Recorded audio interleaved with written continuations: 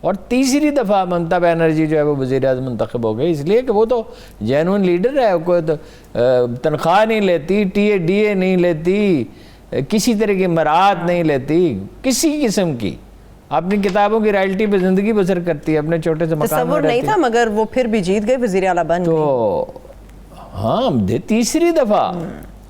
اچھا کرونا نے مار ڈالا ہے بھارت کو، اس میں مطلب بہت ہی یعنی حماقت کی حد ہی کر دی کہ 1 کروڑ میلے میں لوگ جمع ہو گئے۔ بنگال کی الیکشن کمپین جو ہے وہ اتنی لمبی انہوں نے کھینچی اس امید پہ جیت جائیں گے۔ جوتشی لے ڈوبے ہارون صاحب۔ اچھا ان لیڈروں پہ افسوس ہے جو جوتشیوں سے پوچھ کے فیصلے کرتے ہوں۔ ہارون صاحب شہباز شریف تعویذ لے سکتے ہیں تو وہاں بھی تو جوتشی کام کر سکتے ہیں نا۔ وہ ظہیر الدین بابر سے کہا کنوا کی جنگ میں جرنیلوں نے کہا ہم تھک چکے ہیں، 12,000 کی تو ساری فوج تھی جو جنگ جیتی بابر نے، جس کے بعد ہندوستان پہ اس کی اولاد نے 200-300 سال حکومت کی، تو وہ شریف تھا نجومی، ایک ان یوزول ہے بہت، افغانوں میں یہ نام کم ہوتا ہے، میں نے نہیں سنا کبھی۔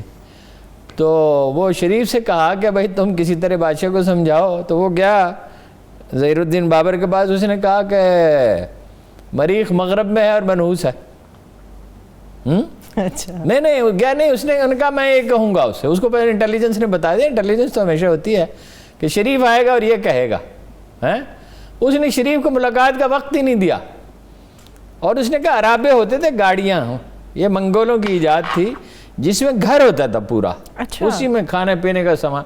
اس نے کہا یہ خندقیں کھودو اور عرابے لگاؤ ان کے آگے، اور 10,000 آدمی لڑیں گے، 2,000 آدمی تازہ دم پیچھے رہیں گے، اور سنے ہی نہیں، کسی کی کوئی بات ہی نہیں سنی اس نے۔ اور وہ اسے پتا تھا، وہ توپ بنا چکا تھا، اس کا تجربہ کر چکا تھا، اسے اندازہ تھا کیا ہونے والا ہے۔ ایک فکرہ اس نے کہا کہ اگر آج پیچھے ہٹ گئے تو کابل تک کتوں کی طرح بھاگتے اور کتوں کی طرح مرتے رہو گے۔ مولا اتنی طویل سرزمین ہے، یہاں سے ہم جا کہاں سکتے ہیں، ہمارے پاس تو فتح کے سوا آپشن ہی کوئی نہیں۔ اس دن اس نے بادنوشی ترک کی، وہ برتن توڑ دیے اور توبہ کی، اور اس پہ قائم رہا۔ پھر عجیب و غریب آدمی تھا، بابر کے بارے میں کہا جاتا کبھی جھوٹ نہیں بولا اس نے، خامیاں بھی تھیں، لیکن ہیرلڈ میں کہتا پرنس آف آل پرنسز۔ خیر فتح کے بعد اس نے جب توپیں چلیں تو توپوں کے سامنے فوج کیا ٹھہرتی، ٹھیک ہے، پھر 2,000 تازہ دم آدمی نے حملہ کیا جب انہیں تھکا دیا، تو ظاہر ہے فتح اس نے شکا شریف کو بلاؤ، دربار لگایا گیا۔ غیر معمولی بات یہ ہے کہ اس کو اتنا یقین تھا دشمن کے خوفزدہ ہونے کا کہ ان کا پیچھے نہیں کیا، یہ جنگ کے اصول کے خلاف ہے۔ پھر کہا شریف کو بلاؤ، شریف مریخ کہاں ہے؟ اس نے کہا جناب والا معافی چاہتا ہوں۔ دیکھیے یہ ہوتا ہے، یہ معاملاتی سازشیں ہوتی ہیں اور طرح طرح کی چیزیں ہوتی ہیں، اور نفسیاتی جنگ ہے۔ اس نے بپن راوت نے بھی یہ کہا کہ نفسیاتی جنگ ہے بڑی خوفناک، وہ چین سے تو بہت بری طرح ڈرے ہوئے ہیں۔ اب پاکستان کے بارے میں کیا کہا، یہ بڑا دلچسپ ہے کہ جی ڈرون سے اسلحہ گرا رہے ہیں، وہ تمہارے اتنے ہیلی کاپٹر ہم نے گرا دیے، ڈرون گرا دیے تمہارا جہاز گرا دیا، پائلٹ گرفتار کر لیا، اور پاکستان کا کوئی ڈرون بھی تم نے گرایا ہے؟ کوئی ایک تو گرایا ہوتا، کوئی تصویر ہی ہوتی، کوئی فلم ہی ہوتی، ہمارا کوا تو مار گرایا۔ اور جنرل نروانے نے کہا 20 دہشت گرد کیمپ ہیں، وہ دنیا میں انٹرنیشنل میڈیا کو کہیں نظر نہیں آتے، کہیں اس کا ذکر دنیا میں نہیں ہوتا، کہتے ہیں جی کنٹرول لائن کے قریب ویب سائٹ پہ بھی اس کا ذکر نہیں کنٹرول لائن کے قریب قریب ویب سائٹ پہ تو کوئی بھی چیز لوگ ڈال دیتے ہیں، یعنی اتنی غیر ذمہ دارانہ گفتگو ہے۔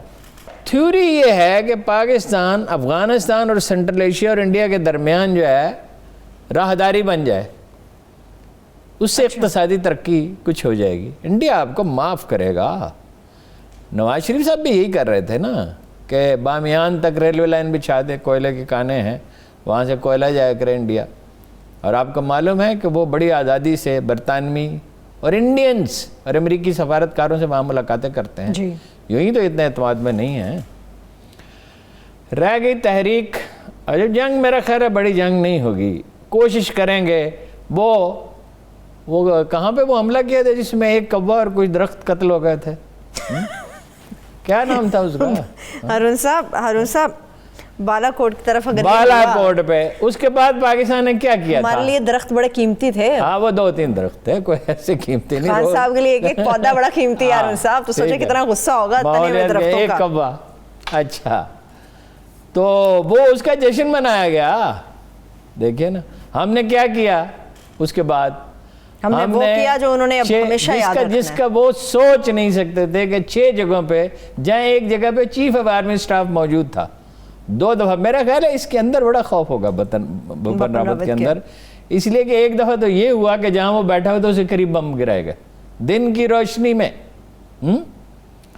اور دوسری دفعہ یہ ہوا کہ اب تو نام لینے میں بھی کوئی حرج نہیں, اب تو ریٹائر ہو چکے ہیں. جنرل بلال نے اس کو میسج بھیجا, وہ بارڈر کے قریب موجود ہے, کہ اڑا دوں گا, بھاگ جاؤ یہاں سے, اور وہ بھاگ گیا. سب جان کسے پیاری نہیں ہے. اچھا تو بات یہ ہے کہ وہ تیور تو بدلے ہوئے ہیں, اپنی مقبولیت بحال کرنے کا مسئلہ ہے. امریکی ناراض ہیں, وہ سی پیک پہ تو ناراض ہیں ہی, اب خان صاحب نے اور ناراض کر دیا, اور ناراض کر دیا, بات تک نہیں کی. ویسے میرا خیال ہے 2-4 منٹ کے لیے مل لیتے, کیا تھا, مگر جب وہ اپنے اس پہ تلے ہوئے ہوں تو پھر آپ کو پتہ ہی ہے.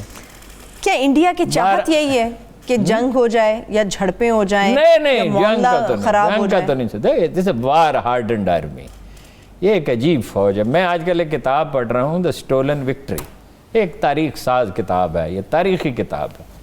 ایک ایسا آدمی بریگیڈیئر سلطان نے وہ کتاب لکھی تھی جس کے بارے میں کہا جاتا تھا کہ دنیا کی کوئی طاقت اس آدمی کو چیف آف آرمی سٹاف بننے سے. جب وہ بریگیڈیئر تھا, ریٹائر بھی وہ بریگیڈیئر کے طور پہ ہوا, اس نے اعتراض کیا پہلے اس بات پہ کہ 77 کے الیکشن میں دھاندلی ہوئی ہے, پھر ضیاء الحق نے مارشل لا لگایا, پھر اس پہ اعتراض کیا, چنانچہ مجبوراً اس کو ریٹائر ہی کرنا پڑا. وہ میں ان سے ملتا رہا ہوں, وہ کہتے تھے میں اکتا چکا تھا اچھا اس ساری چیزوں سے. مشرقی پاکستان میں ان کی ایسی پرفارمنس تھی کہ ان کے ساتھ انڈین جنرلوں نے تصویریں بنائیں, ایسا تاریخی کردار ہے. وہ کہتے ہیں کتنے واقعات اس کتاب میں انہوں نے لکھے ہیں کہ کہیں مجھے خطرہ محسوس ہوا. ان سائڈ مقبوضہ کشمیر کوئی 70-80 کلومیٹر اندر جا کے کاروائی, چھاپہ مار کاروائی کر رہے ہیں, اور ظاہر ہے کہ بھئی اجنبی نہ کوئی بندوبست, سامان اٹھایا ہوا ہے, کھانے کا سامان بھی اٹھایا ہوا ہے, 1-1 پاؤنڈ کی 15-15 روٹیاں تھیں اس میں. تو وہ کہتے ہیں کہیں مجھے ایسا ہوا کہ جہاں خطرہ تھا کہ وہ ہوگی بارودی سرنگ ہوگی یا اچانک سامنے سے حملہ, تو میرا سپاہی جو تھا وہ میرے سامنے آ کے کھڑا ہو گیا. حالانکہ میں منع کرتا تھا اس بات سے, ضرور افسر نے تو آگے سے لیڈ کرنا تھا. یہ ایک بار ہارڈنڈ آرمی ہے. یہ اب محض نفسیاتی جنگ ہے میں نہیں کہہ سکتا, اس کی بھی تھوڑی سی پاسبلٹی مجھے نظر آتی ہے کہ خوف پیدا کر رہے ہیں. اچھا ٹھیک ہے, ممکن ہے, ممکن ہے, اس لیے کہ جنگ تو نہیں لڑ سکتے پاکستان کے ساتھ. ادھر چین ہے اوپر چڑھا ہوا ہے, 45,000 آرمی انہوں نے تبدیل کی ہے وہاں پہ اپنی, اور ویری ویل ٹرینڈ ہے, اور کتنے ہزار کلومیٹر کا ایریا ہے جس پہ انہوں نے قبضہ کر رکھا ہے, اور اس کا نام نہیں لیتے انڈینز. ہارون صاحب, جیسے میں نے انڈیا کے بات کی کہ بپن راوت نے جو باتیں کی انٹرویو کے دوران پاکستان سے متعلق, اس سے پہلے آپ کو یاد ہے جنرل منوج بھی اس قسم کی باتیں کر چکے ہیں. امریکہ کے ساتھ عمران خان صاحب کی ٹھن چکی ہے, سیاسی جماعتیں کہتی ہیں اب ہم سڑکوں پر آ جائیں گے. تو آپ کو لگتا ہے کہ تحریک چلنے والی ہے؟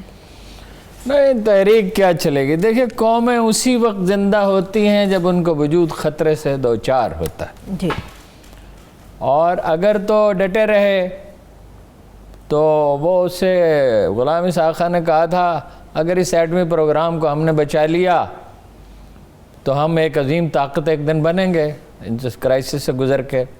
کرائسس تو آتے رہیں گے, اس لیے کہ ایک منقسم قوم ہے, نئی قوم ہے, کثیر اللسانی اور کثیر النسلی قوم ہے, مختلف اقوام ہیں, اور بنگلہ دیش کی طرح تو نہیں ہے کہ ایک ہی قوم ہو, ایک ہی نسل ہو, اور نہ انڈیا کی طرح ہے کہ جو ایک قدیم قوم ہو. نئی قوموں میں یہ مسائل تو ہوتے ہیں. اس نے کہا تھا اگر تو ہم نے ایٹمی پروگرام کی حفاظت کر لی اور ڈٹے رہے اور امریکی دباؤ کا مقابلہ کیا تو ہم ایک عظیم قوت بن کے ورنہ سکم اور بھوٹان بن جائیں گے.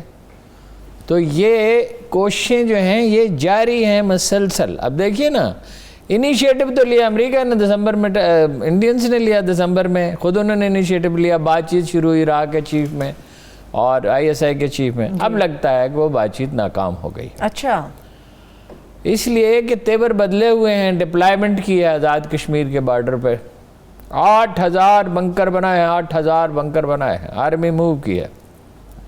ادھر بپن راوت نے کہا ہے کہ خطرہ بڑا چین ہے اور ہماری پوری کوشش ہے کہ کسی طرح ڈس انگیجمنٹ ہو، فوجیں ایک دوسرے سے فاصلے پر ہوں، صحیح، مفاہمت ہو جائے، انڈرسٹینڈنگ ہو جائے. بڑا خطرہ وہ ہے. وہ لفظ بڑا عجیب اس نے استعمال کیا. اس نے کہا کہ وہ چین بڑی طاقت ہے اور جنگ صرف جو ہے وہ محض جنگ پہ نہیں ہے، وہ ہے ٹیکنالوجی کے میدان میں ہے. وہ تو دیکھیے نا اب تو اس میں تو چین امریکہ سے بھی آگے نکل گیا. $2000 بلین مختص کیے ہیں امریکی حکومت نے اس کے لیے، ٹیکنالوجی کے لیے، آرٹیفیشل انٹیلیجنس کے لیے. اس میں تو چین کہا جاتا ہے کہ اس کو پیچھے چھوڑ گیا ہے. تو وہ اس کے ذریعے بھارتی نظام کو معطل کر سکتا ہے. انہوں نے کئی دفعہ بعض جگہ پہ تجربے کیے ہیں اس کے. تو ان سے خوفزدہ تھا. وہ پاکستان کے بارے میں کہا کہ پاکستان ایک بدماش ملک ہے. اس سے خوف جھلکتا ہے. مطلب ہم نے کون سی جنگ انیشیٹ کی؟ آپ نے ہمارا ملک دولخت کر دیا، کشمیر پہ قبضہ کیے رکھا. ہم نے تو ہمیشہ امن کی بات کی. تو یہاں کسی سے مہم جوئی کے بعد واقعات ہوئے تو ہیں، لیکن اس وقت انڈیا میں جو ہے مدتوں سے، کئی عشروں سے جنگی ماحول ہے جو انہوں نے خود پیدا کیا ان کی لیڈرشپ نے. اپنے تو ہندوتوا کا نعرہ ہے. مسئلہ فوری یہ ہے، ایک تو امریکہ ناراض ہے، وہ تو اپنی جگہ پہ وہ الگ ہے، اس پہ الگ بات کرتے. مودی ان پاپولر ہو رہا ہے تیزی سے، پہلی بار ان پاپولر ہو رہا ہے. مطلب وہ تو ایک لیڈر نہیں تھا، وہ تو ہیرو بن کے ابھرا تھا نا. کہ یعنی وہ تو نہرو کی بھی تردید کر رہا تھا اور گاندھی کی بھی. گاندھی کے قاتل کے مجسمے لگائے جا رہے تھے، نصب کیے گئے تھے. بالکل ٹھیک. اب وہ بنگال میں ہار گیا، بہت بری طرح ہارا، نہیں بہت بری طرح ہارا.